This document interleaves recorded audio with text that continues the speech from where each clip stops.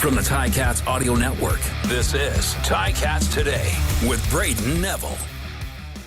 On today's episode of Ticats Today, we hear from two of the latest re-signings, Leonard as he discusses entering his 7th season as a Ticat, and Terry Godwin looks to build off a strong season with the Cats. It's Tuesday, February 13th, 2024, and this is Ticats Today.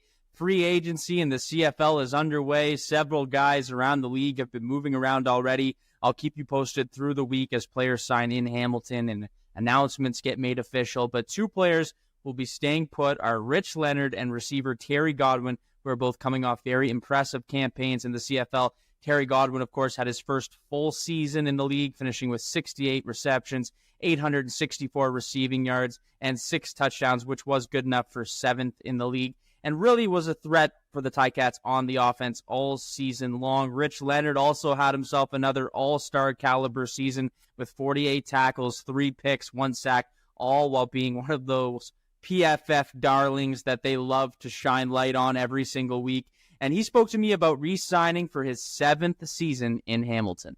Rich, congrats on re-signing with the Cats. Why did you feel it was important to get the deal done and stay here in the Hammer?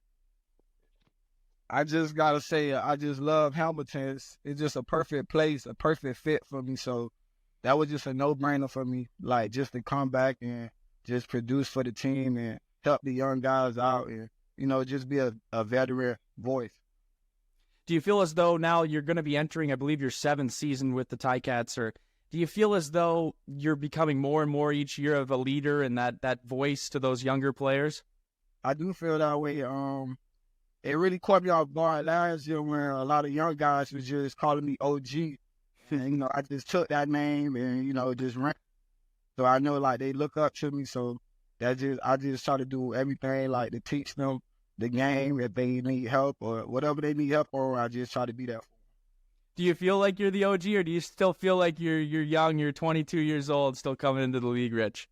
Man, I feel young, but, you know, OG, I looked at the time and how fast the years go by, and you see a lot of young faces, and, you know, sometimes you just realize, like, yeah, you're the older guy now.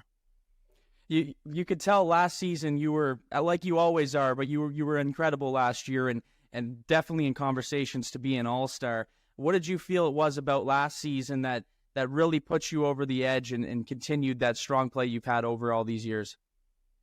Just understanding the game more, understanding the defense, knowing what I can do, what I can't do, and, you know, just playing with the guys next to me. Whatever their weakness is, I try to make it their strength, and whatever my weakness is, I try to, you know, they want to make it their strength. So, you know, we just always work together, and it was just fun playing with the young guys. You know, even I'm learning from them too, you know. Yeah. Things from them. So, you know, it's always good to play with, you know, the young guys. Coach Washington will be the defensive coordinator. What's the relationship like with him that you've built over these years? Yeah, he's like a, how can I say, like a father to me. Like, you know, I can come to him anytime and, like, you know, talk about anything about life, football, whatever it is. Like, I know I could come to him and talk to him, and, you know, he'll keep it real with me. And then a new head coach, Scott Milanovich. Are you excited to get to work with Scott and have him on as the man leading the charge there? I love Scott, man. You know, we ain't really had too much. We never talked that much, but just seeing him, like, in the hallways and stuff, he's like a competitive guy. You know, I love that from a coach. What's this process like, Rich, when you're going through free agency, you finish the season, but what's that process like from the end of your last game in the playoffs to signing a new deal here? It was rough at first because, you know, I always wanted to stay in Hamilton, and you just hope, like, what's going to happen. So me just sitting and waiting, it was kind of like, you know, tough for me. But I'm just happy that we got the deal done. You're going to have a new DB coach, Brandon Isaac. What's it like to get that fresh perspective, to have a new guy come in and maybe show you something you haven't seen before, or have a fresh set of eyes on your game? It's always good to have a fresh face. You know, he probably sees the things that I need to work on, and, you know, I could take it from him, and, you know, we just go learn from each other. And I want to talk a little bit about a guy who broke out on that secondary last season, Stavros Katsantonis. Was that a guy that over the years you've kind of almost took under your wing and talked to throughout his growth as a player? Man, Stavo was here. I want to say his first year was 2020, 2022? Yeah. I wasn't here, so he had he had the other veteran guys. So when I first came in, I was able to talk to him and chat with him. Like, he's like a brother to me. Like, we do everything together. Like, we work out together. We go do treatment together. We do a lot together. So just having him out there, I love it. Rich, it feels like you're a guy who can play anywhere, like on that secondary. Are you comfortable no matter where you are, where you're placed, whether it's at half or wherever that may be? Yeah, I'm a DB, so wherever they put me, I might have a little, struggle at first, but once I learn it, I'll be all right. But I'm a DB, so you can put me anywhere, and I'm going to just stand out. In my opinion, I think playing DB in the CFL might be one of the, if not the hardest position, just based on the waggle and everything else. And for those young guys coming in, what kind of advice do you give those guys in training camp that are coming from the States that haven't seen that before, the waggle or the way it's played in this Canadian game compared to the American game? How can I teach them? No, it's easier said than done. I would just say, you need, experience. You need the time to be out there so you can understand, the waggle, how fast, guys go. Like, some people go fast when they run and go route. Some people run slow when they run in, intermediate route. So it's understand the game and you look at film and watch your opponent. You get better like that. One thing I envy about you, Rich, is you're spending the off season in Florida. What's the training like out there back home? What are you up to get ready for this next season? I train almost all day, to be honest. I have a trainer that lives probably 10 minutes from my house. So it's we'll train in the morning. I come home and rest and then go back and train again. That's just me. I just train all day just to get better. So when we in the playoffs in the fourth quarter, I'm ready for whatever happens. Aside from football, what are you doing for fun? What are you doing in your downtime during the off season, Rich? I'm with family. I got 4 kids, so I spend a lot of time being in daddy mode. Taking the kids to school, doing little things with them. What else? I train, and spend time with family as much as I can. So I'm home. What's it like living in Florida, in southern? And it must be nice training wise because you can play on turf still. You can be out on the field. The training must be better to do that there than it is, say, in snowy Hamilton during February. It's beautiful out here. It's we're always to train at. We have everything. We got hills if you want to train up the hill. We got sand. We got turf. We got whatever you need, and then you don't have to really worry about the weather too much because it's always beautiful out here. So it's always something to do. Coming back for training camp, how much of a difference does it make to have a full training camp with Scott? And I know it's different because he came in on offense, but what's this training camp going to look like? It's probably going to be new for you, a different perspective. Yeah, it's definitely going to be new because I've been with Coach O for a while, so It's gonna be a different voice, so it's just I'm gonna be a new guy, just trying to learn and see how Scotty is as a coach, and just be a great player, a great mentor to the players. Yeah, have you been one of those guys keeping an eye on Twitter throughout this whole free agency process? We don't have to get into any names or specifics, but have you been keeping an eye out, or are you paying attention to that at all?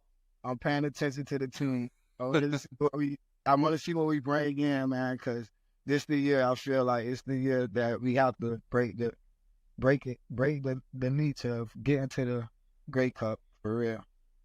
Well, Rich, I'll leave it at that. That's perfectly said, and that's exactly what I think people want to hear. It's great catching up with you. We'll see you back here at training camp. And once again, dude, congratulations on the new deal. Thank you. Nice talking to you. That was Rich Leonard. Good to see him back on the Ticats secondary. On the other side of the ball, Terry Godwin will look to build off his impressive campaign, his first full season in the CFL, and he spoke to me about the expectations for next season. Terry, how does it feel to know you'll be sticking around in the Hammer for another season?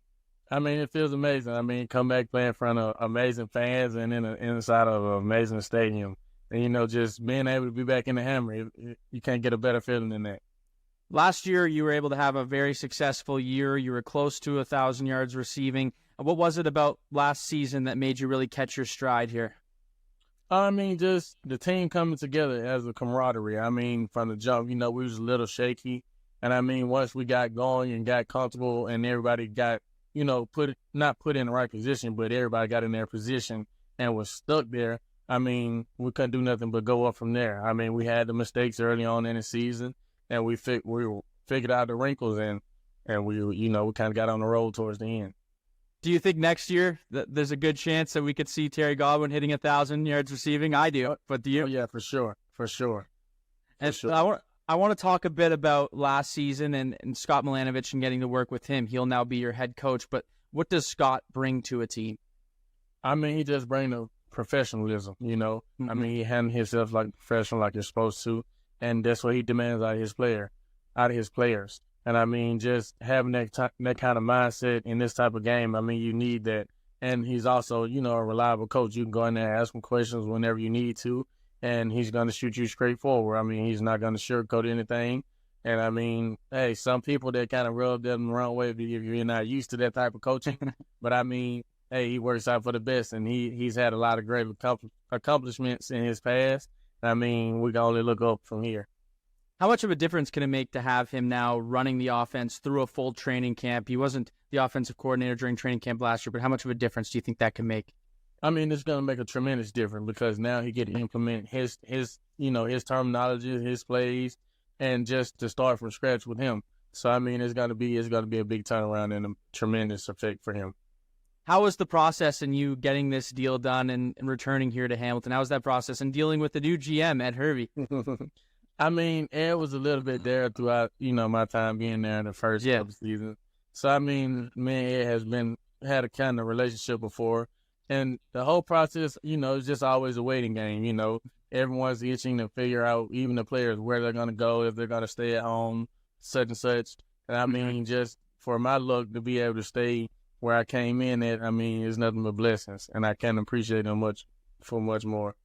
There's going to be two quarterbacks returning next year that you played with last season. The first one I want to talk about is obviously Bo Levi Mitchell. He'll be back. But what's it like working with Bo every day and having a veteran presence like him around? Veterans like that who's been in certain situations. He's been in multiple Grey Cups. So, I mean, just to learn from him as a quarterback perspective, to me as a receiver, I mean, it's nothing but up from there.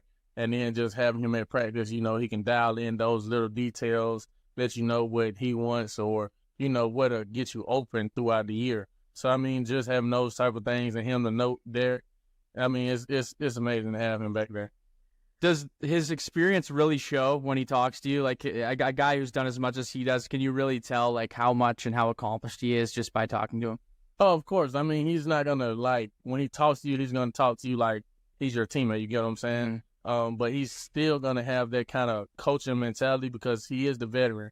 You get what I'm saying? He's been there. He's done that. So, I mean, just for him to be able to talk to us on that type of level and get us to understand his train of thoughts, I mean, you can't ask for a better quarterback than that. I want to talk about the other quarterback, Taylor Powell. You got to play with him a lot. A young guy, kind of the opposite, you know what I mean? A rookie last year. But What did you see from him, playing with him and catching with him in his first year in the CFL? Oh, man, I mean, seeing Powell get back there, I seen nothing but sparks. Just to see him back there get comfortable throughout the season when his number was called and the consecutive games that he did play, I mean, you seen nothing but progression from the time he started to the time he got out of there. I mean, yes, he was a rookie, but as y'all can see, he didn't play like a rookie. And, I mean, that means that's a tremendous statement to say, you get what I'm saying? And just to see him coming back and I can't do nothing but smile because I can only see the upside that he's going to bring. And then that's the joy and the player that he is. I mean, you can't ask for a better player in the locker room than him. The one guy I want to ask you about on your receiving core with you that's a young guy in the league but keeps making strides each year is Keandre Smith. But is he a guy you can see making even more of a jump for next season? Oh, yeah, for sure. I mean, just me being there a little bit in 2022 and then to 2023, he made a tremendous jump. And just for me to be there to see that stride that he's made, I mean, I can't do nothing but be happy for him and be nothing but smiles. And just to see what he's be able to be there next year, to see what the next stride is going to be, I mean, I'm excited for him because he's a guy that came in, made plays when we needed him to, and he turned a lot of eyes towards him this year. You're going to have a new receiving coach, a guy coming with a lot of experience. He played in Saskatchewan, had several 1,000-yard receiving seasons. How much of a impact and help can that have on a receiver to have a guy who's been in the league and had those seasons to come help out? I mean, it's a big impact because now he's a guy that can actually tell you how to do it. He's done it. He's been there. So it's not just someone who's only coached the sport or coached the position. You get what I'm saying? So he knows what to expect. He knows what type of defense is going to be played. And he knows the ins and outs of getting open in the league. So, I mean, it's gonna help a lot to have someone like that along your side coaching you. Yeah, looking at his career stats is definitely going to be a big impact. Where are you spending the off season? Are you in Georgia? I'm in Georgia. Okay. So how's the training been? How's it been being back home now for the last several months? Oh, it's been good. The training has picked up a lot the last, I say, month or so. So the training's going good, and being home is great. I mean, I get to see the family, get to spend time with my dog and my nephew. So, I mean, it's going great. What kind of dog do you got, Terry?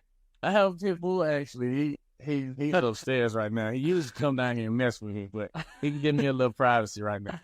What do you? So in the downtime, Terry, when you're in Georgia, you're in the pretty nice weather. You're not dealing with these Canadian winters. But what are you doing for fun? Actually, for fun, I'm a video game guy. Yeah, I play Call of Duty. But if not, I'm hanging around with my friends, my family, and just enjoying the time being back. You get what I'm saying?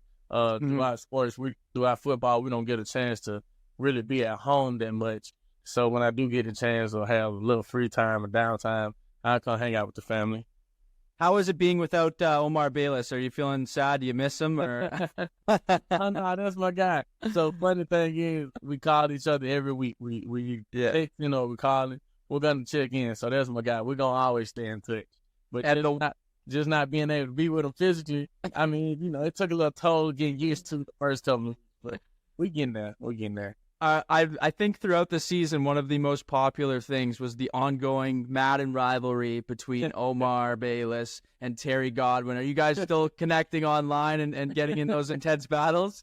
Oh, yeah. So he actually beat me, I want to say, twice not too long ago, and I kind of got upset, and I got my cousin to play. I was like, I got somebody to play you. So I got a little get back right there. But yeah, I'm going to have to go back and practice some more.